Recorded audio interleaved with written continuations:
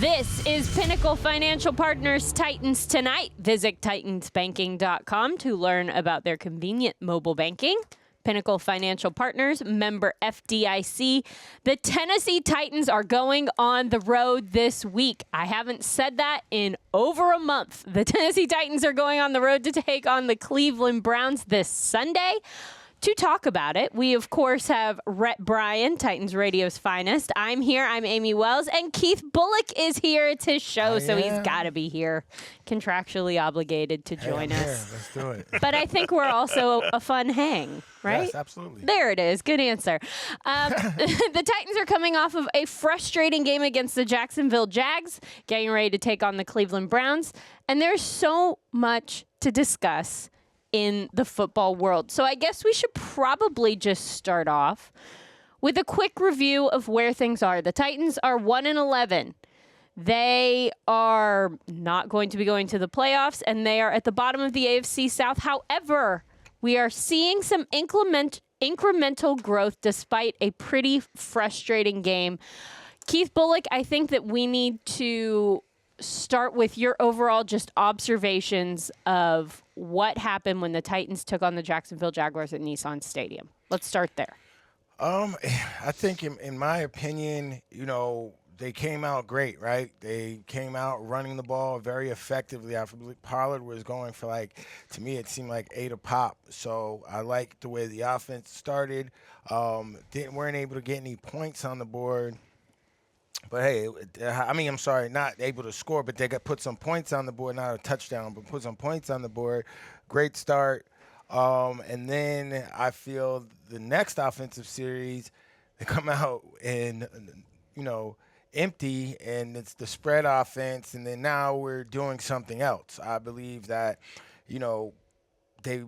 I don't know what the script was. Obviously, none of us do, but I know what was working was the running game. And what helps a young quarterback is an established running game. And that was one of the first times this year in a lot of games that I remember the Titans being able to come out and establish the running game. So why they went away from it so quickly was just, was definitely one of those things. I was like, I didn't understand that. And then defensively, I think the Jaguars, quite frankly, did a good job of taking advantage of Kevin Winston Jr. in the pass game. He's very, very good in the run game, fits well. He comes downhill.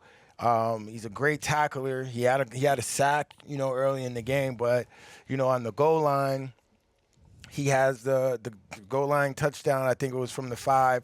I like to see him be ready to play first and foremost, not putting your mouthpiece in when the ball is snapped, so you can be inside leverage and play, play the responsibility, which was yours, and your guy scored because he wasn't, in my opinion, ready to play. He's playing with his mouthpiece. He's communicating, what you're supposed to do, but get ready to play. And then the one, I believe, to the tight end, which was 2 up, and he in the corner. Even if they weren't in man, they were in zone, so it was 2 up the field, and the outside guy ran the post, and the inside guy ran the corner. The post came to him. He went with the corner 1 step too far, and Trevor Lawrence was able to fit that tight end, seam or post route in there. So it was just a bunch of different things, like you said, things to grow on, learning experiences. Kevin Winston Jr. is going to be a great safety in this league. He's a rookie.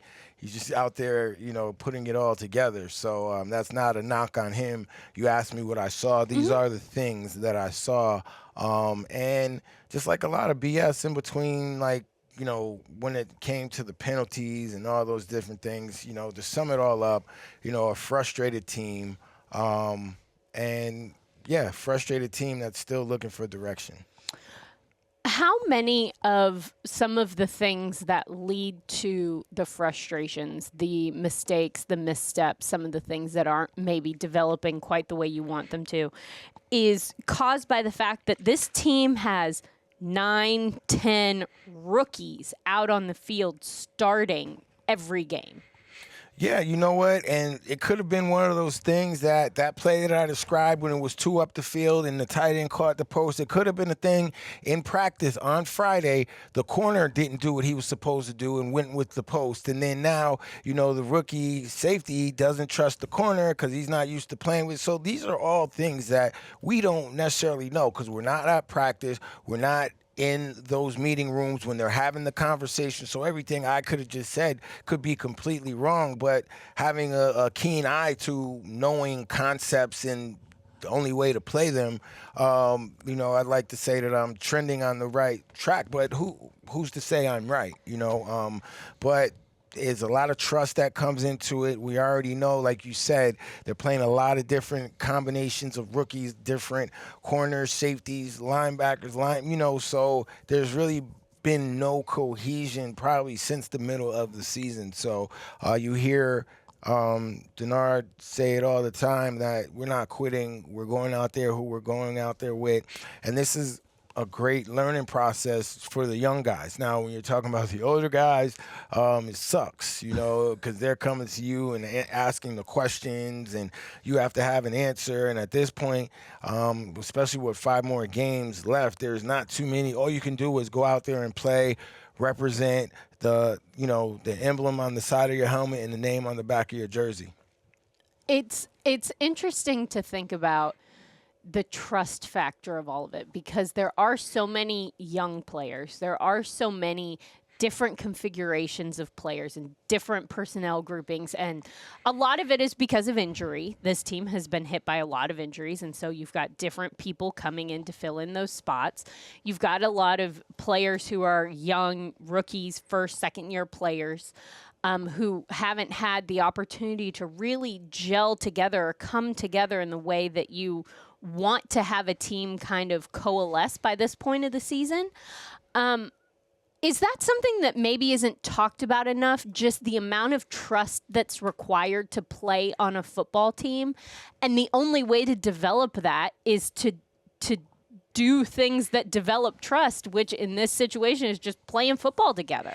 Yeah, and, Denard Wilson's, he's in a tough situation when you just speak defensively, because I'm sure he's not calling half the stuff he would like to call. And you could put it on the defensive coordinator, but these guys got here playing cover 3. They got here playing cover 4. Some of it has to come into their football IQ, and you can't put it all on the coach that's coaching them right now. They could have gotten to this situation because they were a great athlete. Somebody saw this, somebody saw that, and didn't ever really get put in the line of fire. Like a lot of these guys that are playing right now, this is going to be the most football that they're ever going to play.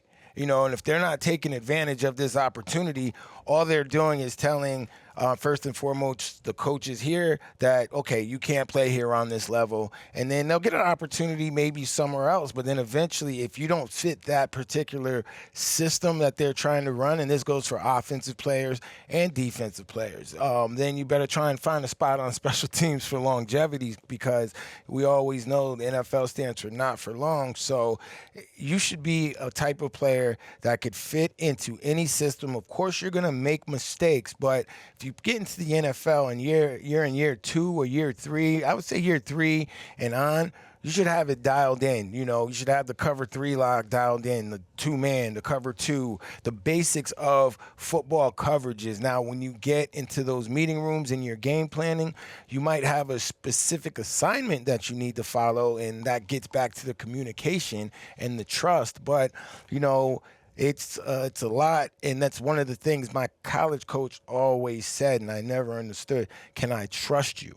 That was, he'd stand up in front of me. Can we trust you? And then in college, a lot more goes into it. He was talking about go to class, not get in trouble, like all these different things. But he meant it on the football field too, so it translates to the NFL. So, yeah, communication is definitely key on the field, but it's also communication and trust from the coaches to players and vice versa.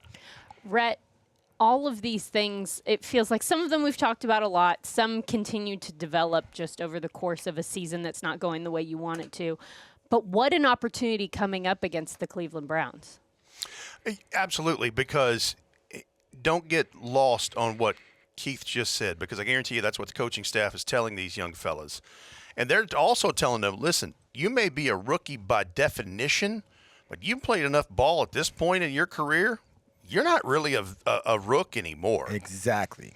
Because, just an example, Kevin Winston Jr.'s played almost 150 snaps in his last 3 games. He's played in every snap. Wow. Think about that. Now, he still was coming back from the knee that he injured in Penn State, in his last year there. And so, it was a slow burn. It was a slow wind-up to get him to where he is now.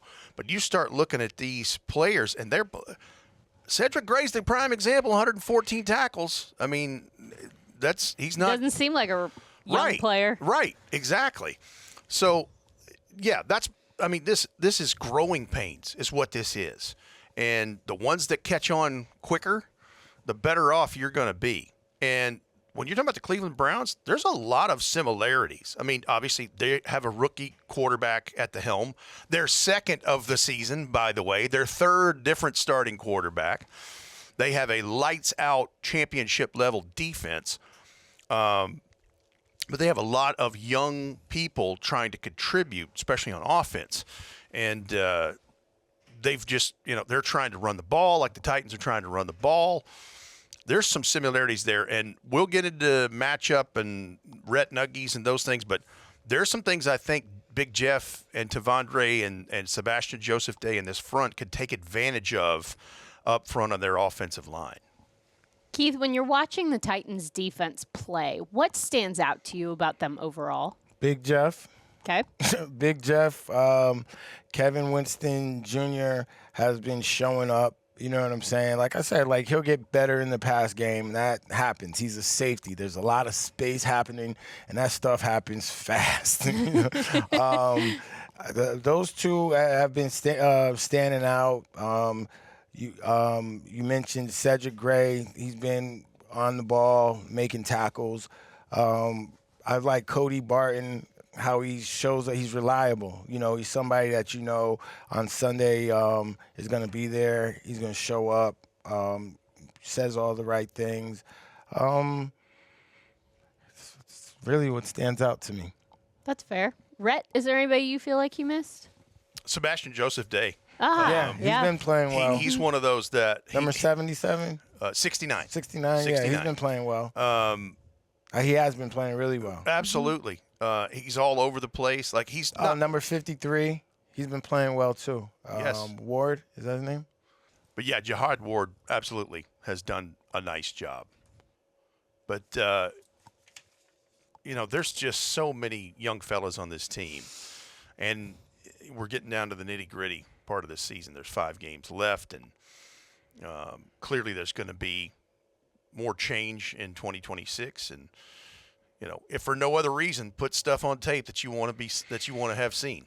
Yeah, it's if I think about a 1-in-11 team, right, and the way that Big Jeff has been playing, and I can't help to think I remember when I was on bad teams and you play, and I'm thinking about when you asked, what do you play for and how do you get through it? And football players are going to be football players. If it's Sunday and it's an opportunity to play and you're going to show up, because I've said it before, no matter what, we always feel like we're going to win. The team is going to rally and come together.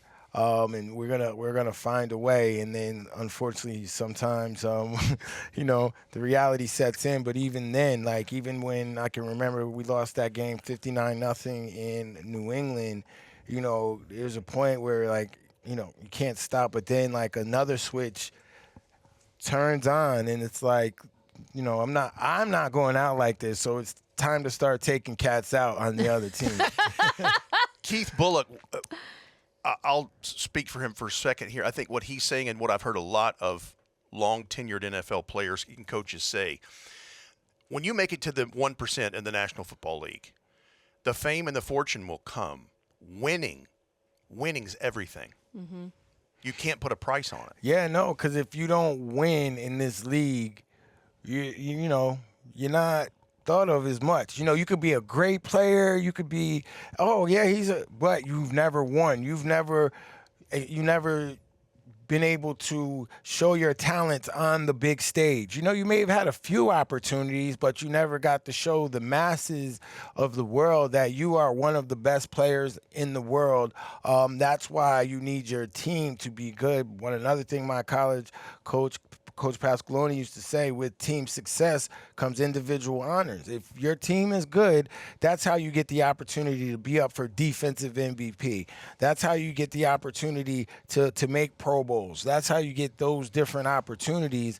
And if you're not winning, everybody knows Big Jeff is a beast. He's the #1 defensive tackle in the league right now. But at 1-11, we're going to look to the next person. Yeah, it is interesting, the 1% of the 1% of the 1% that is the people that play in the National Football League. You're wired differently anyway. Just as a human, it's people who are very much intrinsically motivated, not extrinsically motivated. Otherwise, you wouldn't get there. Right. So if you require everything else to be right and all of the different elements that need to happen for you to play well or to make you want to play well, if that's a requirement, you're never going to make it to this level anyway, right? Yeah, I mean, it depends. Everybody has their own purpose, right? So you have your purpose for why you play, and then you set your goals, and then you aim to, and they're always changing. Every year they're changing. So, a lot of people get to the NFL, and then it stops. They made it. I got the money. And they made it, and they're in and out of the league in 4 or 5 years. Johnny Manziel, just off the top of my head, great talent, but if he would have locked in, who's to say? If you think about Johnny and Baker Mayfield, however you want to juggle them, but Baker locked in at some point, and is now having a lot of success in the NFL. So I think, everyone has the same want to, but it depends on how you lock in and how you focus at a particular point along the journey. Well, we are locked in here on Pinnacle Financial Partners Titans tonight. We're going to take a quick break, but then we will be back with more conversation about the Titans getting ready to take on the Cleveland Browns. Stick around. Pinnacle Financial Partners Titans tonight with Keith Bulluck rolls on. Rhett Bryan's here. I'm Amie Wells. I'm here too. And we are getting ready to take on the Cleveland Browns. And so it is time. The best part of the day, really. Every Wednesday, Rhett Nuggies. Hot, fresh, and ready for us.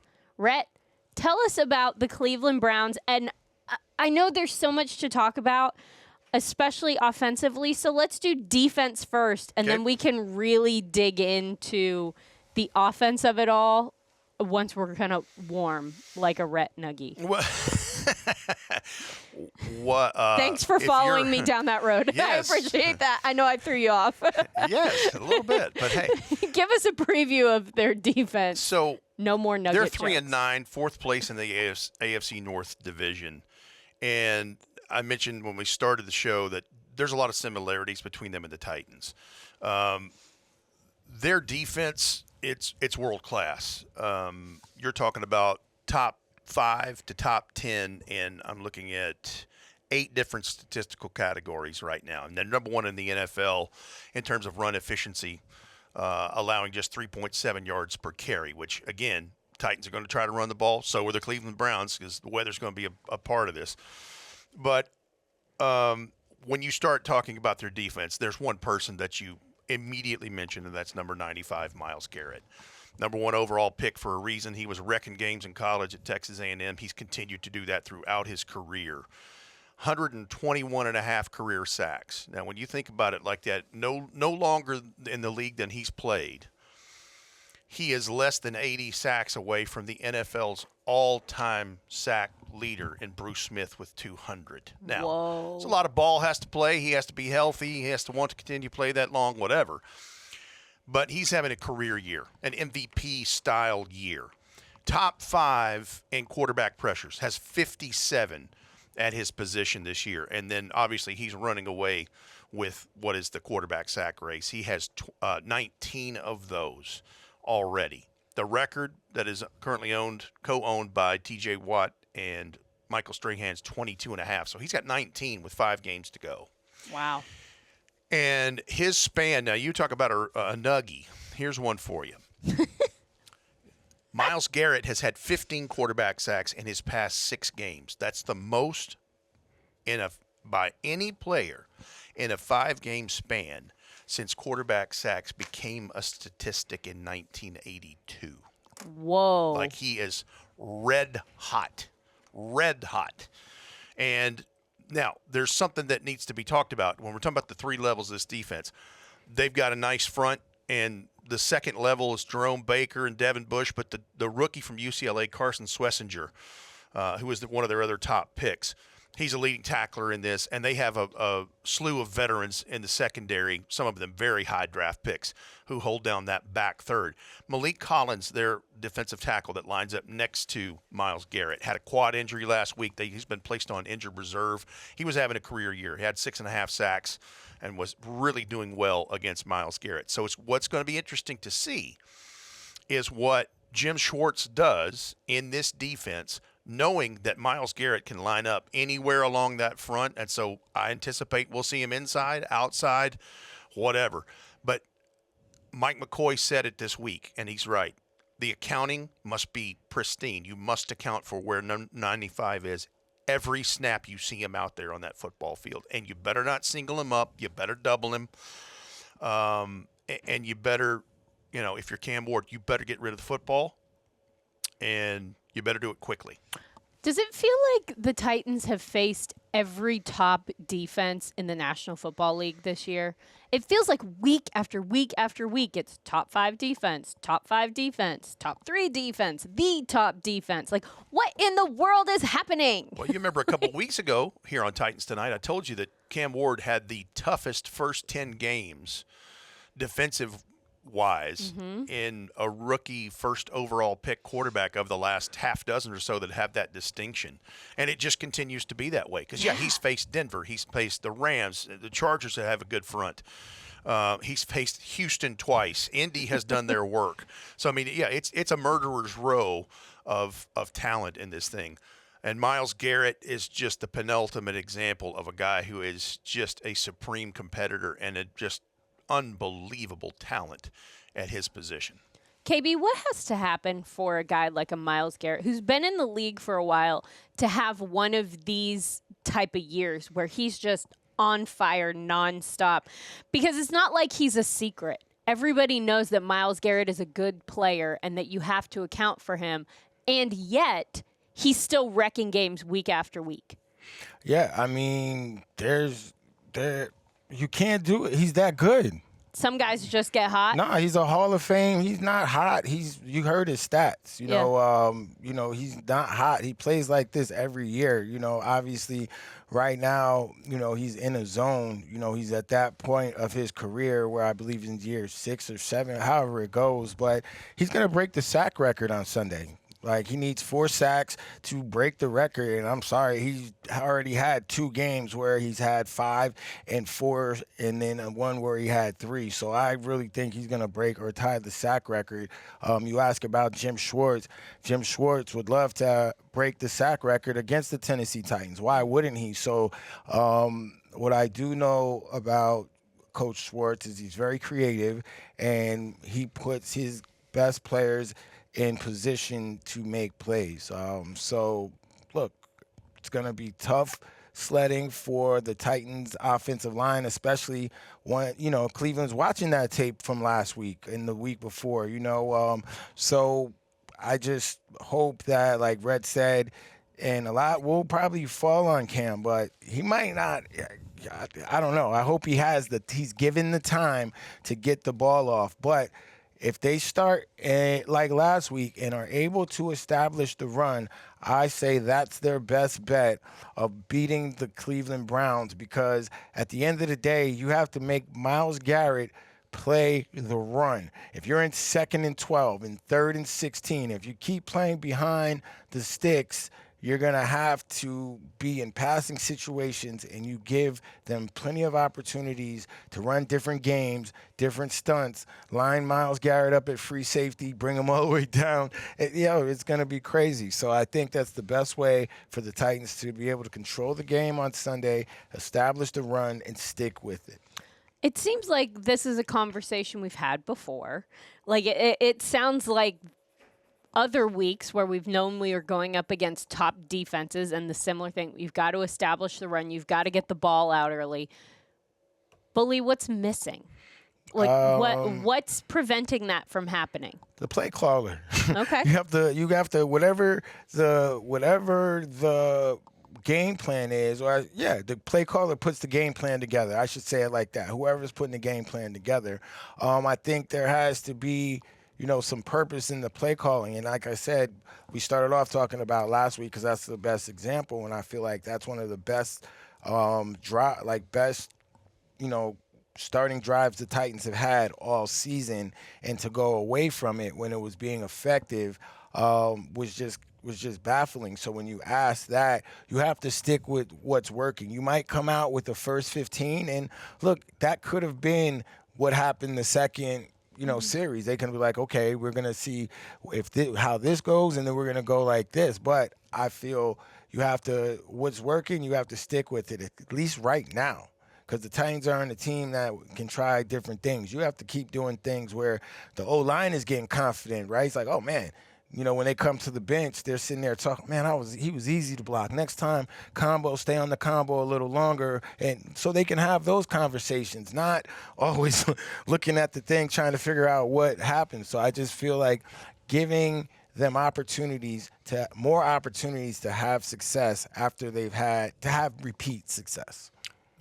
And here's the other part of it that gets brought into the conversation. First of all, what you said about Myles Garrett's right. Even Mike McCoy said it this week. He's going to get his because he's an elite player. He's a generational talent. The other part of it is, whether you want to talk about it or not, the weather's a real thing in Cleveland. And I think about when you were a rookie. Yeah, man. And it was December the 17th of 2000. It snowed about 6 inches during that ball game. You guys pitched a shutout. 24-0. Whoop-de-doo. But Eddie George was the mutter. Yeah, he did it. 171 yards and 3 scores that day. It was an Eddie George game. Wow. It was custom made for him. And that's the other part of this. As good a talented arm as Cam Ward has, the weather and the winds coming off of Lake Erie is something to be considered. That's another thing Mike McCoy's talked about this week. And it's not going to be like super wild gusts, but you're talking about northwest winds 10 to 15 miles an hour. And it swirls. Mm-hmm. And it can change from the time you leave your hotel to when you take the field. That lake effect snow is for real. A snowstorm can appear out of nowhere. So, Joey, pack the long spikes. Joey Barranco. Well, on that note, we're going to take a quick break, but when we come back, we are talking Cleveland Browns offense, and there might be a quarterback that you want to hear about. So stick around to Pinnacle Financial Partners Titans Tonight. Pinnacle Financial Partners Titans Tonight rolls on, and we are talking Cleveland Browns offense. The Rhett Nuggies just keep coming.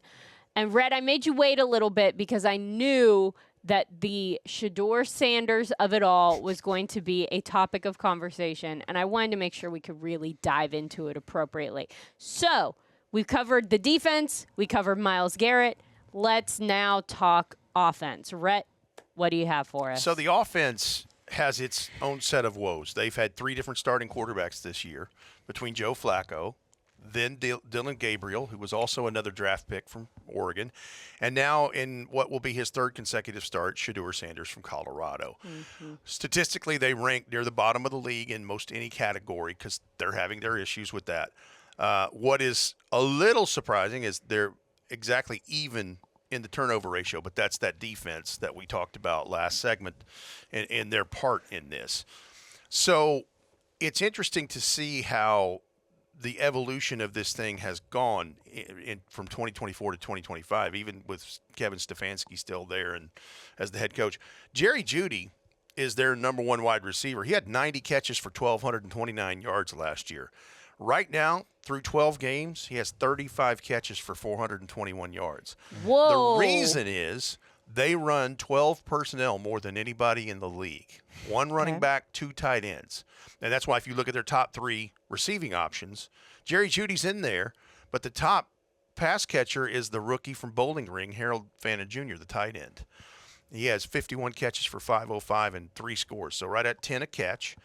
And then the longtime vet, David Njoku, 32 for 292 yards and 3 more scores. So it's an interesting distribution of the football there when you're talking about what the weaponry is. Cedric Tillman's the other wide receiver to go there. And then they brought up Malachi Corley, former Western Kentucky Hilltopper, who's started returning kicks last week. So then you look at their run game. And again, their run game is trying to get cranked. They're 98.5 yards a game. That's 27th in the league right now. And it's 2 rookies with that. So Quinshon Judkins, their second-round pick from Ohio State, is the main lion's share runner in this, 758 yards, 7 touchdowns. And again, he's a guy that's capable of catching it out of the backfield, but that's just not what they do with him. He's only got 17 catches this late in the season. Dylan Sampson from the University of Tennessee, their 4th-round pick, is the other running back that's starting to work into the equation. And again, he can catch it out of the backfield. So it's interesting just to see how much, but they run 12 personnel a little over 44% of the time. And Shedeur is, he had a decently clean game in that game last week against the 49ers. He was sacked 3 times. He did not throw any interceptions. Their ball security issues have been somewhat like what Cam Ward has been going through, and that's with fumbles and the like. They had 4 fumbles. They lost 2 of those. And so there's where some of the score separation starts to come into play. But, it'll be Shedeur's 3rd consecutive start. Now, I mentioned at the start of the show there may be a place that Big Jeff and Tavondre Sweat and Sebastian Joseph Day, the defense can maybe exploit a little bit. They've got some issues on the offensive line, especially after this last game against San Francisco. Their right guard, Wyatt Teller, he has a calf injury. That is expected to keep him out. He was already in this game last week, was splitting reps with Tevin Jenkins, and will likely become the starter at right guard. He's a 5th-year man out of Oklahoma State. He was originally a draft pick by the Bears. He was picked up in the offseason on a 1-year deal. The right tackle in this, Jack Conklin, former Titan, suffered his 2nd concussion of the season. And we know when you get to that number in the same season, I don't expect him to play in this. Yeah. So KT Leviston, 2024 7th-round pick of the Rams, who was traded to Cleveland in August, ended up doing a lot of reps in that game after he left. We'll see if he gets the nod at right tackle. They have a veteran swing tackle in Cornelius Lucas, who's like 34 years old. The point being, their offensive line from center to left is getting a little long in the tooth age-wise. They got a major decisions to make in their offseason coming up. But they've been through, in the first 8 weeks of play, until they were able to acclimate Cam Robinson at left tackle, who they traded for at the end of September. They went through 7 different offensive line lineups, emanations, out of the first 8 weeks. Oh. And so there's some things there that I think Jeff and those guys should be licking their chops over. Yeah, I think the Tennessee D-line will definitely get theirs, and hopefully they can, because this offense isn't overpowering. Let's be real about the situations. We have 2 rookie quarterbacks still trying to figure it out. The weather play a factor. So the team that makes the least mistakes will probably come out victorious, and I think whoever can control the ball on the ground will definitely reign supreme. How do penalties kind of figure into all of this? The Titans are coming off of a highly penalized game. I don't have the Browns in front of me, but I know that they have also had a knack for racking up some penalties over the last few games. How do you manage something like that in a ball game where there's a lot of youth, there's a lot of guys still, as you said, Keith, figuring it out? What do you do to prevent that? the guys have to prevent it. You know, obviously you emphasize it in practice, but this is the National Football League. This is professional football. You know what's going to get you a penalty. You know what's not going to get you a penalty.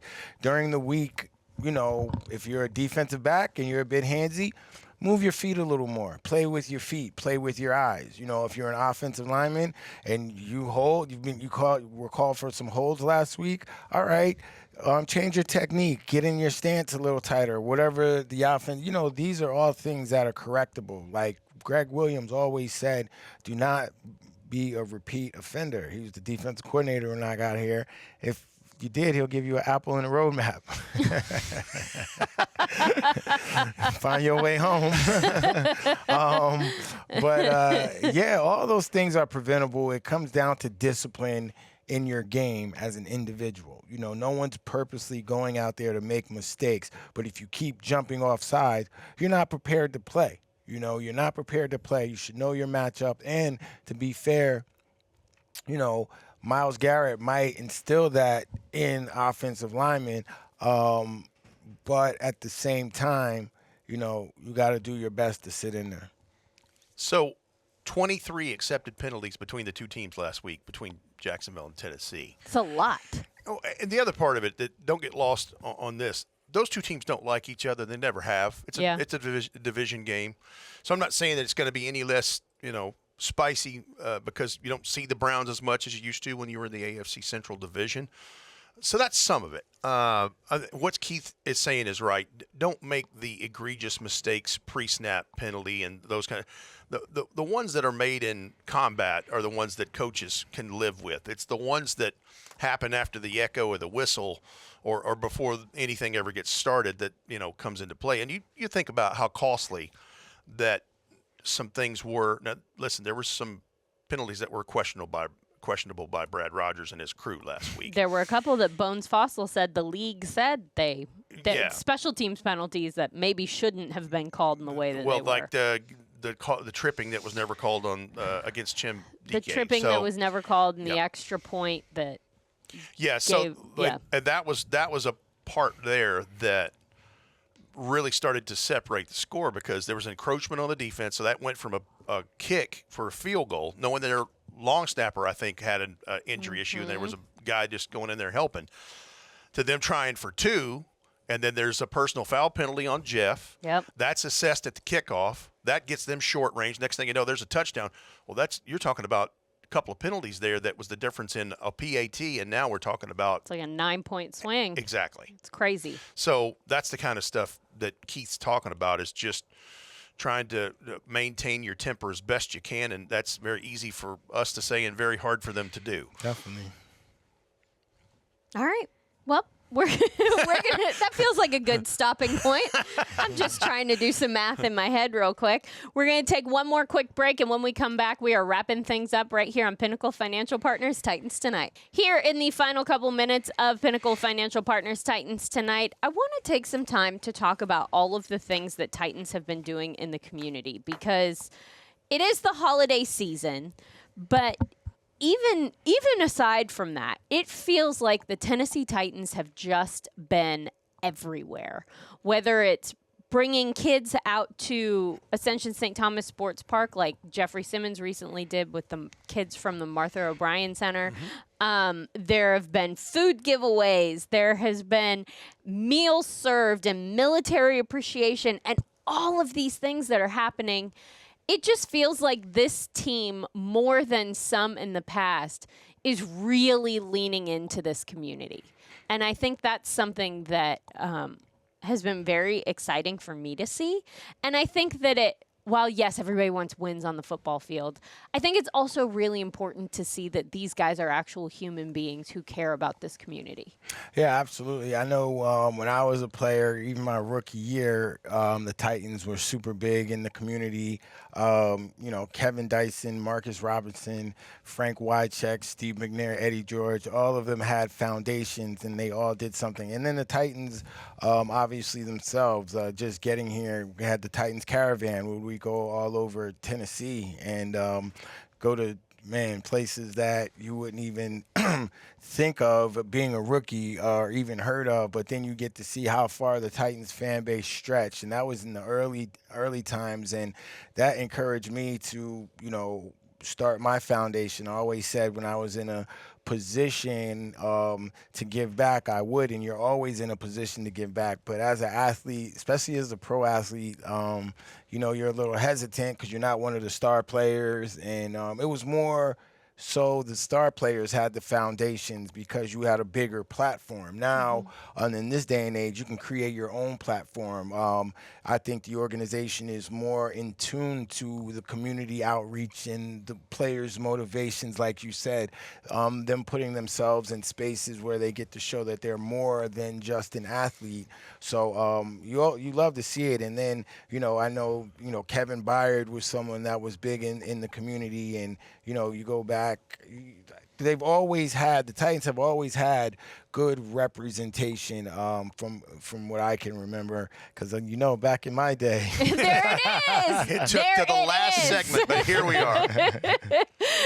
we were definitely your out foundation there. was Believe to Achieve, is that Believe right? and Achieve. Believe yeah. and Achieve. I started All right. the Keith Bulluck Believe and Achieve Foundation. There it is. And this time of year, we would always do something for foster families and foster families and adoption in Middle Tennessee. And now, actually, with my Coffee Just Love, I still take families for a Christmas shopping experience and things of that nature.